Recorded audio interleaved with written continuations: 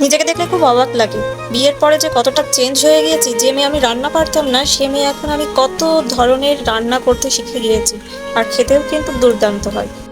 আজ আমার বলতে খুব ইচ্ছা করে, দেখো মা, তোমার সেই অগোছালো মেয়েটা এখন কত সুন্দর রান্না বান্না করে সংসার করছে। মা, তোমার মেয়ে কিন্তু সংসারের পাশাপাশি চাকরিও করছে। হাত পুড়িয়ে দেখো, এখন আর ব্যথা করে না। সেই হাত নিয়েই আমি রান্না করতে পারি। তুমি যেই ভয় পেতে যে রান্নাঘরে যেতে দিতে না বিয়ের আগে, যদি হাত পুড়ে যায়, এখন দেখো মা, সেই হাত পুড়ে গেলেও আমি রান্না শেষ করে সবাইকে খেতে দিয়ে তারপরে কিন্তু আমি অফিসে যাই।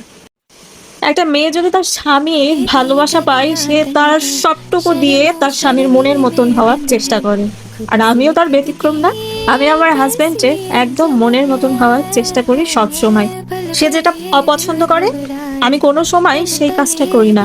আর যদিও বা আমার কোনো কাজে ভুল থাকে, তাহলে আমি সেটা চুপ করে মাথা নত করে শুনি। কারণ সংসারের ধর্মই হচ্ছে একজন রাগলে অন্যজন হচ্ছে চুপ করে থাকা। এতে হচ্ছে সংসারের শান্তি বয়ে আনে।